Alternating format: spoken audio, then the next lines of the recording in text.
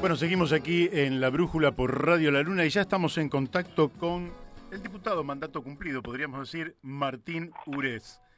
Buenos días, Martín. Buen día, ¿qué tal? Bien, ¿cómo estás vos? Bien, muy bien. Bueno, respetando la cuarentena, supongo. Sí, sin duda, me parece que es una contribución que hay que tener y que más allá de los inconvenientes personales hay que tener una visión social de esta crisis, ¿verdad? Claro, efectivamente. Martín, me gustaría empezar por preguntarte, ustedes han constituido un núcleo político llamado Progresistas en Red.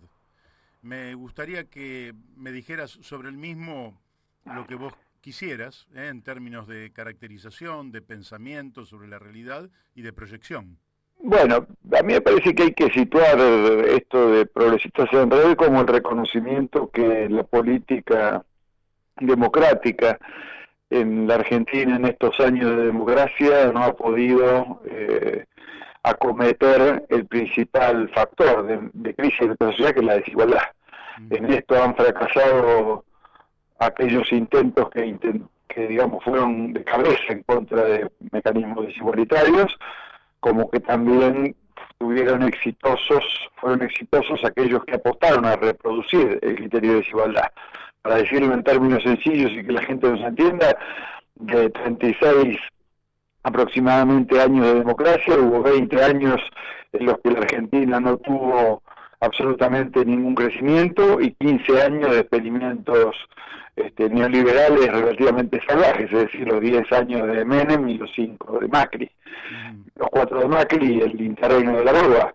En consecuencia, me parece que, estando repartida la cuestión entre todas las fuerzas tradicionales, no en función de competir con esas fuerzas, sino de darle una herramienta a la sociedad para que no se vea embretada en volver a avalar posiciones políticas que le han llevado a este estado de estancamiento y de degradación social, nos pareció razonable que llamásemos a una confluencia de gente que proviene de tradiciones distintas, que proviene del radicalismo, proviene del socialismo, proviene del peronismo, pero fundamentalmente de gente que estuviera la percepción de que la decadencia de la Argentina no puede ser el signo de los tiempos que vienen, es decir, más allá de las tradiciones que nos explican hasta dónde llegamos hasta acá, que donde avancemos de acá para adelante no sea, diría yo, el reagrupamiento de tradiciones, sino la formulación de una propuesta distinta. Porque del mismo modo que el sufrimiento puede unir, y la pandemia en este sentido da ejemplos sustantivos de que el dolor, el miedo, el peligro pueden unir, la percepción del futuro es la que establece la capacidad de caminar en común. Uno puede sufrir en colectivo, pero no necesariamente camina en colectivo. Y para que la Argentina salga de las cuestiones de desigualdad lacerante que tiene, hace falta caminar en colectivo, y esta iniciativa tiene que ver con esa lógica, es decir, tener un programa mínimo de reconstitución social que sea bancado desde lugares distintos o por fuerzas que consideran que la decadencia hay que cortarla y que el único mecanismo real para cortar la decadencia es un impulso muy fuerte a la igualdad. Muy bien. Ahora, Martín, la Argentina es como que ha incorporado a su paisaje una masa inmensa de pobres, ¿verdad? Así es. Da la impresión de que si en lugar del 40% que heredamos del gobierno anterior fuéramos al 30%, eso ya sería aceptable. Quizás, fruto de la pandemia, esto supere el 50%, la pobreza, pero da la impresión de que hay un rasgo en la visión estructural de nuestra dirigencia, a partir de la cual no está el tema de erradicar definitivamente la pobreza del suelo argentino. ¿Qué pensás vos al respecto? Yo creo que hay un pacto de la política con la pobreza, porque la pobreza le conviene a una forma de hacer política, muy más allá aún. Creo que el hecho que nosotros tengamos millones de compatriotas que se sienten deudores de la política y no acreedores de la política, y me refiero en esto, por ejemplo, que los pobres digan me tienen que dar una ayuda y no yo tengo un derecho sobre, por un lado, y por el otro lado, los que no están en ese universo de necesidades señalen y discriminen a los millones de pobres como gente que depende de o son planeros, es decir, dividir la sociedad entre los pedigüeños y los satisfechos, es una responsabilidad clara de la política. Y la política al no cuestionar esto lo ha avalado y lo ha reproducido. Si los ministros hoy, digo los de hoy como pudieron ser los de ayer o los de anteayer, pero si los ministros hoy dijesen, miren, nosotros no estamos cumpliendo con mandatos esenciales que constituyen esta sociedad. Digo, el techo, la habitación, la educación, la salud, el alimento, la seguridad colectiva, la seguridad social, son elementos que están metidos en nuestra Constitución. Entonces digo, si un político tiene que decir, miren, todo muy bien, pero yo con la Constitución no puedo cumplir, estos derechos son papel mojado, bueno, me parece que hay una discusión muy profunda acerca de para qué se compite electoralmente entonces. Porque uno puede decir, miren, yo compito electoralmente para satisfacer mejor estos derechos. Ahora sí, la cuestión es yo compito electoralmente para dar la explicación de por qué no los voy a satisfacer. Si yo compito electoralmente para decir, el culpable de la pobreza es sutano, y el otro me repite, no, pero el culpable de la pobreza es mengano, y en realidad los pobres nos importan un comino. Entonces, creo que en ese punto, ese pacto que tiene la política con la desigualdad y con la pobreza, y digo estos dos elementos porque son cosas distintas. La pobreza es la situación en la que viven millones de compatriotas en situaciones que no alcanzan determinadas canastas básicas de bienestar. La desigualdad, que es un fenómeno muchísimo más extendido, que incluye la pobreza, implica a sectores medios empobrecidos, a gente que aún sacando un poquito la nariz de la pobreza, está en situación de privación absoluta, que no tiene capacidad de realizar su proyecto de vida. Es decir, nos hemos achicado tanto, aún en el imaginario, que nos recluimos en ese núcleo duro, terrible, hiriente de la pobreza, para no afrontar claramente la cuestión de la desigualdad. Y la cuestión de la desigualdad, Mario, hay que decirlo con todas las letras, es por un lado la extrema pobreza, es la lacerante desigualdad, pero esencialmente es la concentración absurda de la riqueza en la Argentina. ¿Qué tal, Martín? Daniel de Abrantes te saluda. Buen día, ¿qué tal? ¿Qué tal? Mira, en torno a esto que estás comentando, te acerco una idea más para que vos la matices. Nosotros vemos que en este sistema de la pobreza, ¿no?, y de la funcionalidad de la pobreza con la política, se ha producido un fenómeno, y es que hay una franja, digamos, del 1% de la sociedad, de los más ricos, ¿sí?, donde el sistema va subiendo a los dirigentes de los distintos sectores, a esa franja, con lo cual logra una visión de la sociedad homogénea desde ahí arriba. Me refiero, en la Argentina tenemos sindicalistas muy ricos, tenemos jueces ricos, tenemos, o sea, cada vez que digamos el sistema necesita reforzarse, incorpora a los distintos actores, ¿sí?, a la dirigencia de distintos actores, a ese 1% más rico del país, y esto refuerza, me parece a mí, ¿no?, refuerza esta visión que vos estás dando de la funcionalidad de la pobreza con la política. ¿Coincidís con esa visión? Sí, a ver, coincido y le hago un aporte adicional sobre esto que vos planteabas recién. En Argentina el 1% de la población tiene el 7% del ingreso disponible. Claro. ¿No? Es uno de los casos más graves de concentración del ingreso. Y si voy al 10%, toma más del 40%. Ese 10% de la Argentina más rica, para decirlo de una manera sencilla, tiene más ingresos que el 43% restante. Ahora, uno frente a una situación así diría, bueno, la democracia es el poder de las mayorías, entonces los políticos responden o deberían responder al interés del 43% restante. Error.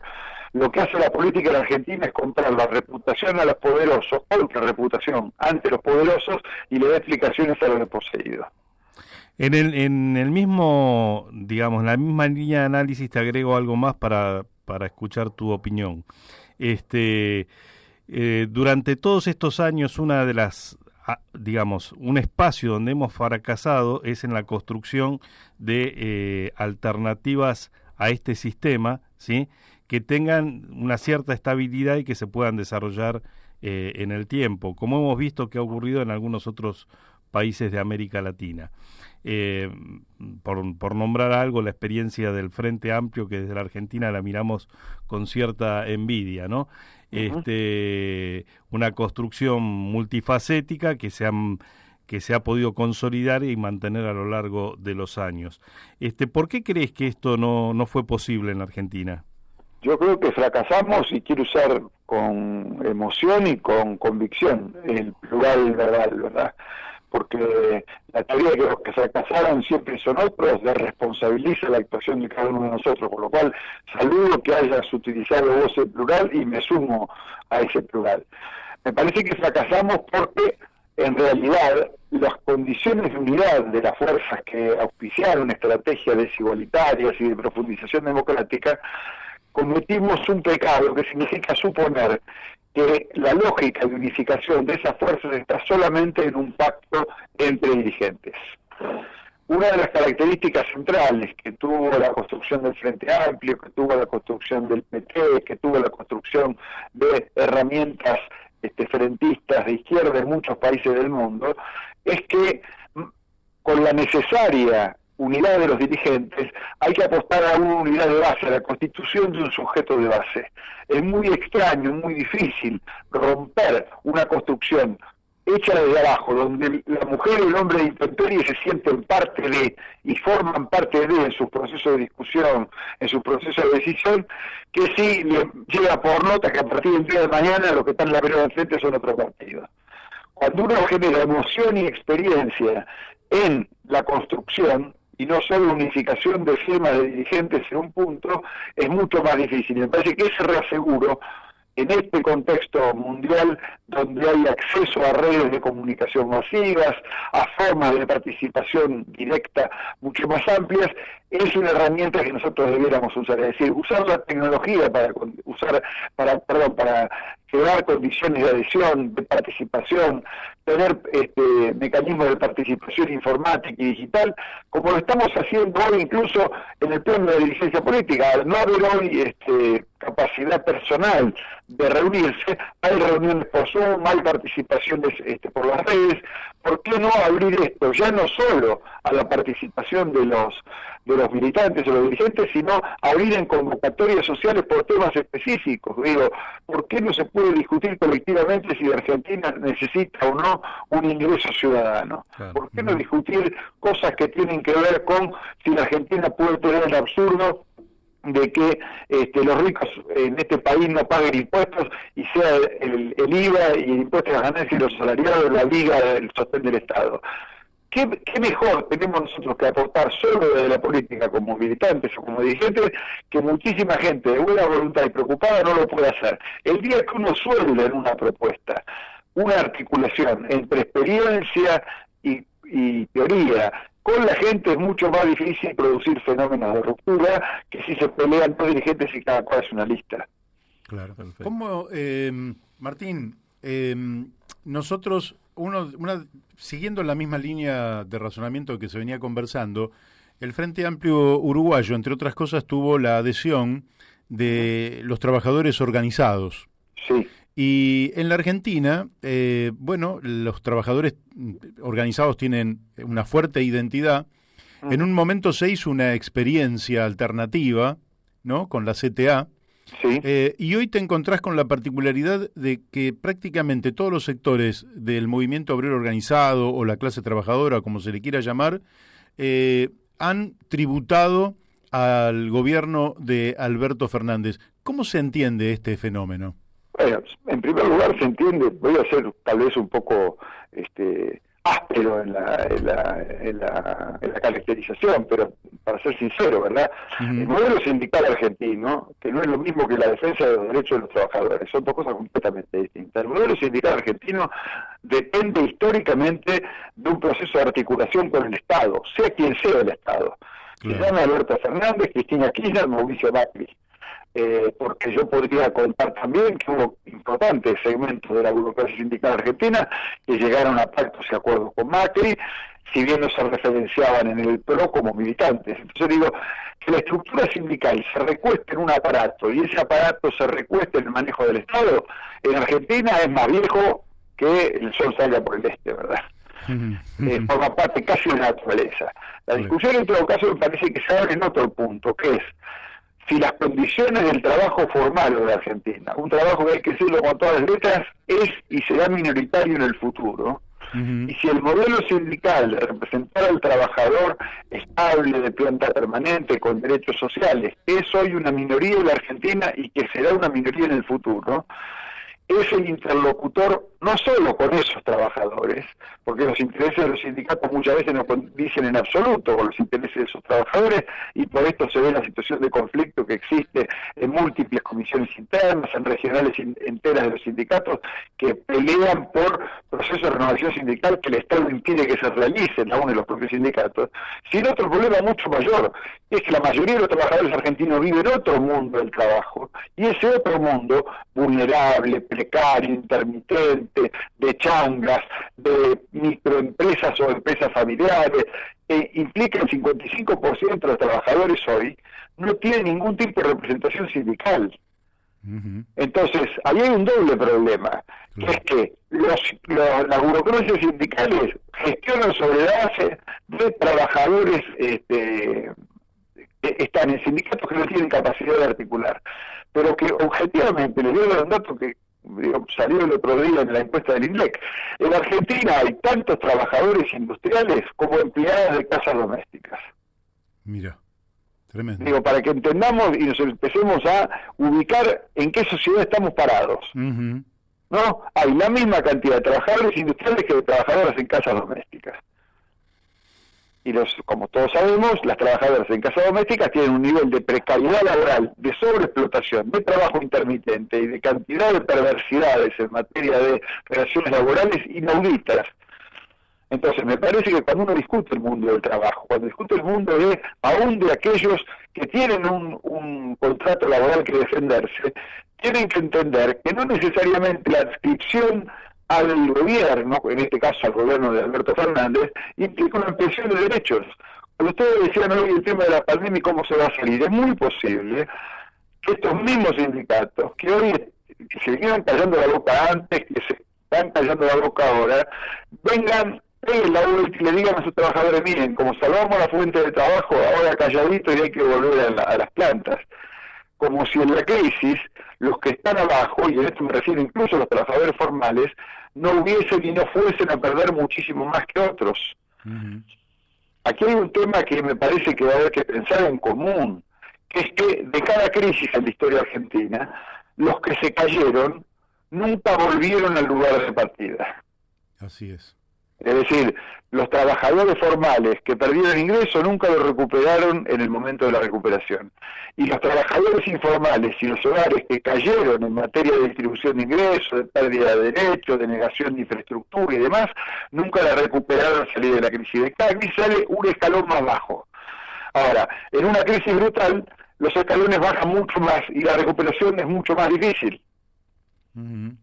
Entonces, mi pregunta es, en función de esto que se plantea de los sindicatos, hay una discusión hoy planteada por las centrales sindicales acerca del sistema de garantías, ya no para evitar que existan suspensiones y despidos o para rubricar esta rebaja hipotética hasta el 75% de los salarios, la rebaja del 25% hipotética de los salarios en los casos de suspensiones. Hay un plan estratégico de recomposición de la situación de los sectores trabajadores, aún de los formales. Está claro que de los informales no hay. Más allá del IFE, no hay. Pero el programa, utilizarlo para la asistencia salarial, que tiene una significación presupuestaria aún mayor que el IFE, es decir, para los salarios de los trabajadores formales, no está planteado además que como un mecanismo de emergencia. Quiere decir que la sociedad está haciendo un esfuerzo de sostener el ingreso de los formales y de arrimarle una condición necesaria, imprescindible, pero absolutamente menor e intrascendente a los informales, me refiero a los 10.000 pesos del IFE, y no está planteada una situación estratégica sabiendo que el daño en el mercado de trabajo y los mecanismos de integración van a ser salvajes en la salida de la pandemia. Así es. Te hago la última pregunta porque el tiempo, lógicamente, siempre nos va comprimiendo aquí en la radio. No, ¿Cómo caracterizas a un gobierno que da una suerte de señales para un lado y para el otro. Me explico. Una enorme sensibilidad social, imprimiendo en un momento donde cae la producción para poder sostener, aunque fuera un ingreso familiar de emergencia, sosteniendo el 50% del salario en muchas empresas, etcétera, al tiempo que reduce las jubilaciones. Un gobierno que, por un lado, pone mucho ímpetu en cerrar con los acreedores el tema de la deuda, y al tiempo que, eso lo podríamos decir en un sentido por derecha, y por izquierda el tipo tira la expropiación de Vicentín, que en definitiva era una propuesta que también había respaldado o impulsado Claudio Lozano, sí. En fin, y todo un bloque de sectores que uno lo podría ubicar muy cerca de la izquierda. ¿Cómo vos, cómo estás viendo esto que es bonapartismo? Esto es, ¿qué es lo que ves vos? A ver, lo pongo en clave para que la gente los entienda. El Estado en las sociedades modernas tiene dos funciones. Uno es sostener el proceso de acumulación de riqueza y de reproducción de la sociedad. Y el otro es legitimar ese proceso. Este Estado, que se ocupa, y bien digo no porque sea suficiente, es insuficiente pero es correcta la dirección en materia del sostenimiento de ingresos de trabajadores formales e informales, cumple una tarea de legitimación importante en ese contexto. Ahora, el proceso de acumulación de la Argentina no lo ha discutido ni lo está discutiendo. En consecuencia, si uno lo tuviera que mirar desde el ángulo de una caracterización general, a mí me parece que en relación con la estructura social es un sistema conservador, y en materia de distribución de este tipo de contención social es un sistema popular, pero no un partido popular de transformación, es un partido conservador popular que me parece razonable que exista, tiene que ver con una lógica de asistencia, de sensibilidad social que muchos grupos conservadores en la Argentina han tenido, y que en ese contexto, al igual que los conservadores de la década del 30 generaron la Junta Nacional de Grano, la Junta Nacional de Carne, el Banco Nación, digo porque fueron generaciones de los conservadores, tampoco me parece extraño que hayan tomado la decisión, y me parece buena la decisión, de haber tomado el control de Vicentín. Y digo esto porque para la lógica de muchos grupos concentrados locales, está bien que no haya un arrebato de la plata productiva en crisis por parte de empresas transnacionales porque los barren de la cancha.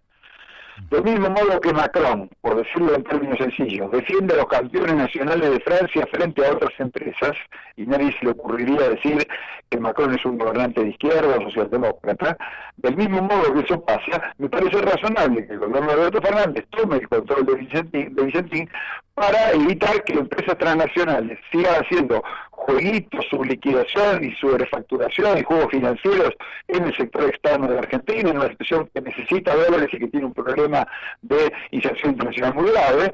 Y en ese contexto no me parece, desafortunado decir que ese mismo gobierno no está planteando ninguna estrategia de reforma económica y social profunda.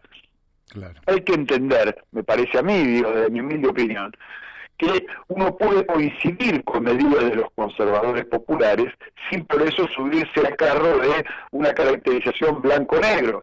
En la Argentina hay una variante política neoliberal en curso, que es Juntos por el Cambio, hay una variante conservadora popular amplísima de su conformación, que es el Frente de Todos, pero ambas cuestiones están diciendo con todas las letras, para quien lo quiere escuchar, que su objetivo no es la reformulación profunda de elementos de la sociedad. Bueno, habrá que ver si la sociedad argentina está en condiciones, si quiere hacerlo, para ir a una alternativa que diga, mire, la manera en que se produce y se distribuye la Argentina es inaceptable. En consecuencia, planteamos un programa distinto. Bueno, creo que es un cierre perfecto, Martín, y lógicamente que la vamos a seguir más adelante. Bárbaro, muchísimas gracias. No, los agradecidos somos nosotros y te mandamos un fuerte abrazo. Igualmente, buen día. Buen día. Un abrazo. Bueno, hemos hablado con el diputado mandato cumplido Martín Ures.